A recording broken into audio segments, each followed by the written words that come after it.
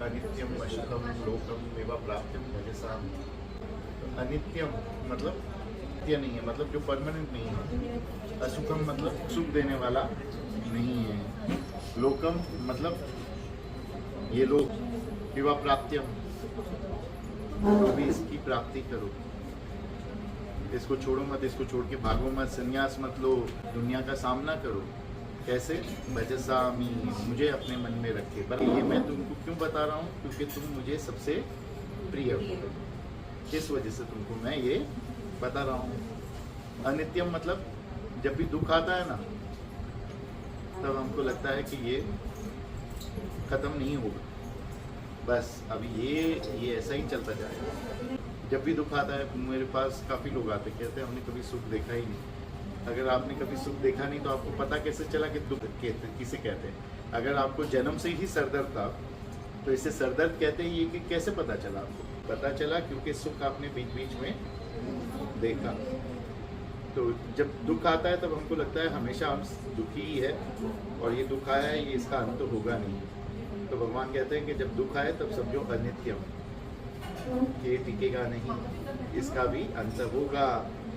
जो भी चीज़ बनती है उसका नाश होता ही है, इसका भी होगा। और असुखम, सुख देने वाला नहीं। जब सुख मिलता है तब ऐसा नहीं लगता है कि एक समाप्त नहीं होगा, ऐसा लगता है कि ये जल्दी समाप्त हो जाएगा, इसको जल्दी भोग लो, वरना पता नहीं ये अच्छा ऐसा समय वापस आए कि नहीं आए। तो भगवान कहते हैं कि सुख नाम की वस्तु है ही नहीं इस पृथ्वी पर। लोग समझते हैं मैं स्वस्थ हो जाऊंगा ना तो मैं सुखी हो जाऊंगा। खासकर उम्र के बाद बुढ़ापा आता है तब कहते हैं कि घुटने का दर्द है, ये पेट की बीमारी है, ये हड्डियों का एथराइटिस है, दर्द है, ये ठीक हो जाए ना उसके बाद मैं सुखी हो जाऊंगी, सुखी हो जाऊंगा। तब जब तुम युवा थे तब स्वस्थ थे, तब सुखी थे क्या? लोग सोचते हैं मेरे पास पैसा आ जाएगा तो मैं सुखी हो जाऊंगा। पैसा तो मैंने बहुत पैसे वालों को देखा है, वो सुखी नहीं है। कोई समझते हैं मैं फेमस हो जाऊंगा, मुझे यश मिलेगा तो मैं सुखी हो जाऊंगा। जितना बड़ा यश उतनी बड़ी मुसीबत। बच्चे हो जाएंगे ना, बच्चे नहीं हो रहे। कोई समझता है शादी हो जाएगी ना, शादी नहीं हो रही है तो मैं सुखी हो जाऊंगा। आज तक किसी को देखा कि किसी बच्चे ने माँ बाप को सुख दिया? आज तक किसी को देखा कि कोई शादी होकर सुखी हो गया? फिर भी सबको बच्चों को शादी करवानी है। पैदा हुए और अभी यहाँ पर बैठे हैं, हमने जो कुछ भी किया आज सुबह से या पैदा होने के बाद, वो इसलिए किया कि हम सुखी हो जाए, बराबर? पर सुखी तो मैं किसी को नहीं देखता हूँ। क्यों? क्योंकि जो चीज़ हमको सुख देती है वो सुख है ही नहीं, वो दुख ही है। सुख के पीछे दौड़ना ही दुख का कारण है। जो बच्चे नहीं मान रहे हैं ना कि शादी नहीं करनी है, शादी नहीं करूँगा, शादी नहीं करूँगी, क्यों ऐसा मानते हैं? क्योंकि उन्होंने देखा है कि शादी में केवल और केवल दुख। माता पिता को देखा तो उसको माता पिता को कहना चाहिए कि जिस चीज में जितना दुख होता है ना उसी में सुख देने की शक्ति होती है।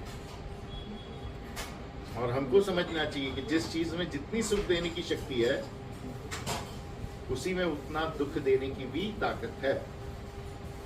तो भगवान कहते हैं असुखम। तो क्या करे? दुख ही दुख है, दुख का अंत तो है लेकिन सुख का आभास है, वहम है, माया है सुख की। तो क्या करे? भाग जाए, संन्यास ले ले, कमरे में बंद हो जाए, पूरा दिन टीवी देखे, सास भी कभी बहू थी, क्या करे? क्या इससे छुटकारा कैसे करते हैं? तो अर्जुन कहता है बस मैं तो वही कह रहा हूँ कि मुझे तो भागना है, मुझे नहीं लड़ना है। ऐसे दुख भरे जीवन को, राज्य को, यश को, जीत को प्राप्त करके क्या मिलेगा? कुछ नहीं मिलेगा। मुझे तो बस ये गांडे छोड़ के चला जाना है। तो भगवान कहते हैं युवा प्राप्त्यम, इसको प्राप्त करो। भले दुख है, भले सुख नहीं है, तो भी इसमें गिरो, इसमें कूदो, जीतो, लड़ो, मरो और इसको प्राप्त करो। पर कैसे? भजसामी, मेरा भजन करते हुए। भजन मतलब क्या?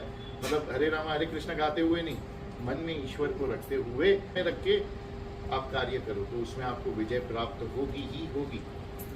विजय तो मिले नहीं मिले, सुख अवश्य प्राप्त होगा।